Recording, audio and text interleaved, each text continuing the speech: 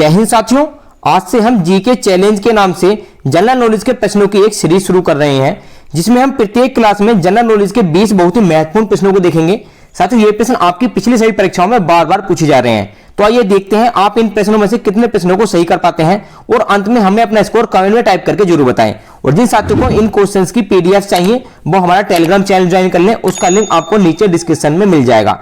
तो साथियों, शुरू करते हैं आज की जीके चैलेंज की पहली क्लास और देखते हैं अपना पहला प्रश्न। तो हमारा पहला प्रश्न है, नील नदी कहां से निकलती है? विक्टोरिया झील से, तगानिया झील से, मलावी झील से या फिर चाड झील से? तो विश्व की सबसे लंबी नदी नील नदी कहां से निकलती है?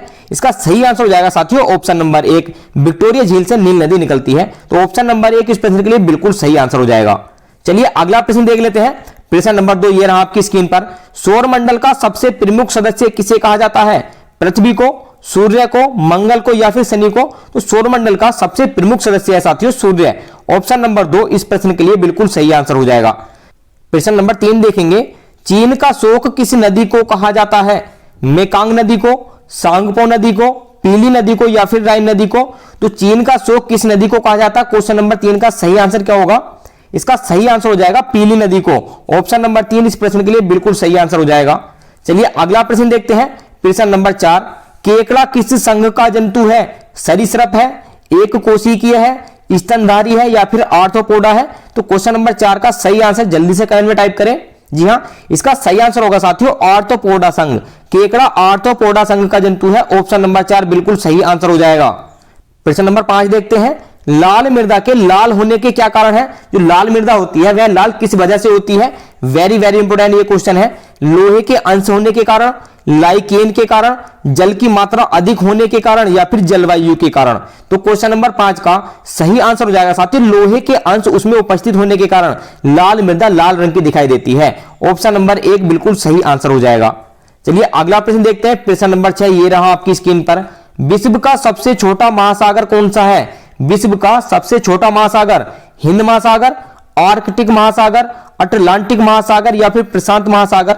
तो क्वेश्चन नंबर 6 का सही आंसर हो जाएगा साथियों ऑप्शन नंबर 2, आर्कटिक महासागर विश्व का सबसे छोटा महासागर है। ऑप्शन नंबर 2 इस प्रश्न के लिए बिल्कुल सही आंसर हो जाएगा।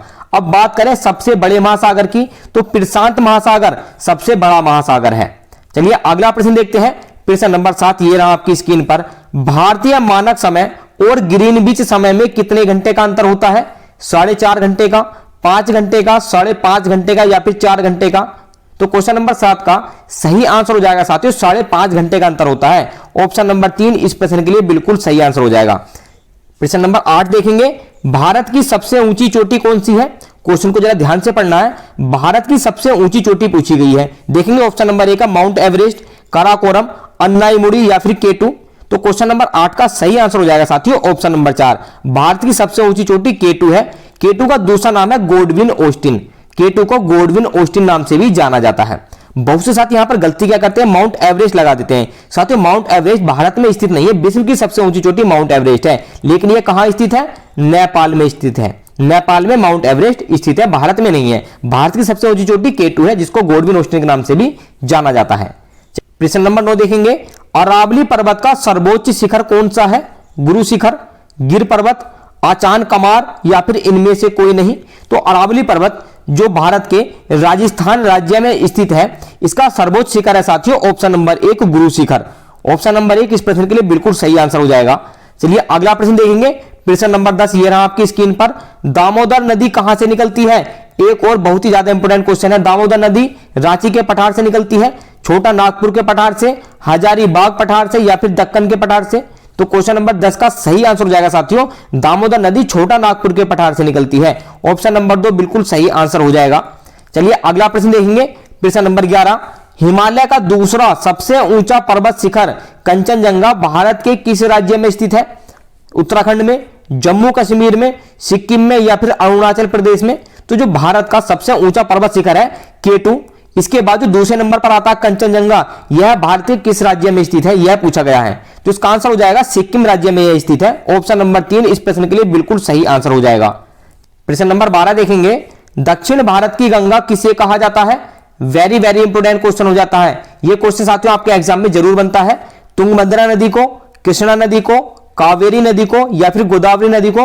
तो दक्षिण भारत की गंगा कहा जाता है साथियों ऑप्शन नंबर 4 गोदावरी नदी को। ऑप्शन नंबर 4 इस प्रश्न के लिए सही आंसर हो जाएगा।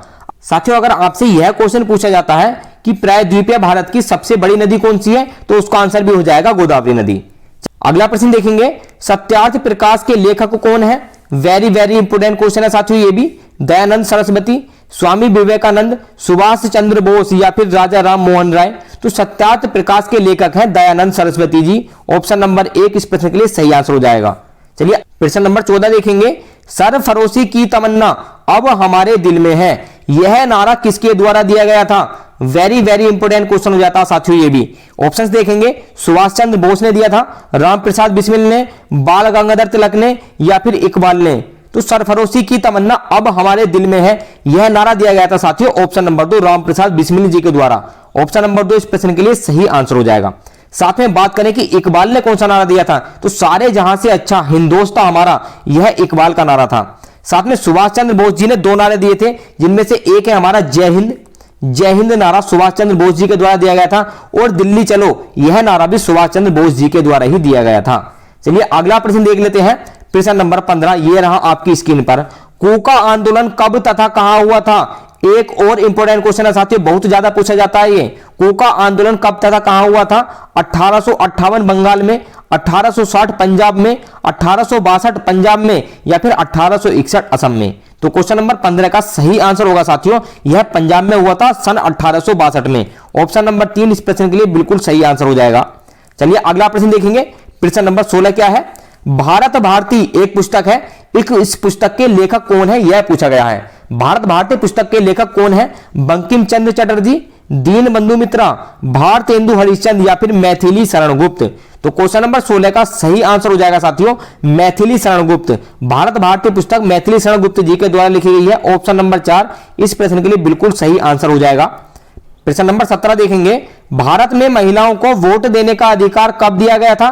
तो प्रारंभ में महिलाओं को वोट देने का अधिकार नहीं था, उन्हें यह अधिकार कब दिया गया था? 1919 में, 1920 में, 1921 में या फिर 1922 में? तो महिलाओं को वोट देने का अधिकार सन 1919 में दिया गया था। ऑप्शन नंबर 1 इस प्रश्न के लिए बिल्कुल सही आंसर हो जाएगा। चलिए प्रश्न नंबर 18 देख लेते हैं, भारतीय संविधान में मूल कर्तव्य किस समिति की सिफारिश पर सम्मिलित किए गए हैं? बलवंत सिंह समिति की सिफारिश पर, स्वर्ण सिंह समिति की, केलकर समिति की या फिर उपरोक्त में से कोई नहीं? तो क्वेश्चन नंबर 18 का सही आंसर क्या होगा? इसका सही आंसर हो जाएगा साथियों ऑप्शन नंबर 2 स्वर्ण सिंह समिति की सिफारिश पर यह सम्मिलित किए गए हैं। ऑप्शन नंबर 2 इस प्रश्न के लिए बिल्कुल सही आंसर हो जाएगा। प्रश्न नंबर 19 देखेंगे, काला सोना किसे कहते हैं? वेरी वेरी इंपोर्टेंट क्वेश्चन है। कोयले को, कोहिनूर हीरे को, पेट्रोलियम को या फिर प्राकृतिक गैस को? तो काला सोना किसे कहा जाता है? क्वेश्चन नंबर 19 का सही आंसर क्या होगा? इसका सही आंसर हो जाएगा साथियों ऑप्शन नंबर 3 पेट्रोलियम को काला सोना कहा जाता है। ऑप्शन नंबर 3 इस प्रश्न के लिए बिल्कुल सही आंसर हो जाएगा। प्रश्न नंबर 20 देखेंगे और आज की क्लास का हमारा लास्ट प्रश्न है, भारत में बाघ परियोजना कब प्रारंभ की गई थी? 1970 को, 1975 को, 1972 को या फिर 1973 को? तो हम सभी को पता है कि बाघ हमारा राष्ट्रीय पशु है और इसकी सुरक्षा के लिए प्रोजेक्ट टाइगर की शुरुआत की गई थी। साथियों प्रोजेक्ट टाइगर की शुरुआत वर्ष 1973 में की गई थी। ऑप्शन नंबर 4 इस प्रश्न के लिए बिल्कुल सही आंसर हो जाएगा। तो साथियों ये थे हमारे आज की जीके चैलेंज की क्लास के 20 प्रश्न। आपने इन प्रश्नों में से कितने प्रश्नों को सही किया है अपना स्कोर कमेंट में टाइप जरूर करें, और जिन साथियों ने अभी तक हमारे चैनल को सब्सक्राइब नहीं किया वो सभी साथी चैनल को सब्सक्राइब कर लें और अपने घंटी बटन को भी दबा दें, जिससे कि हमारी वीडियोज के नोटिफिकेशन आप तक पहुंच जाए। तो आपसे मिलते हैं अगली क्लास में। जय हिंद।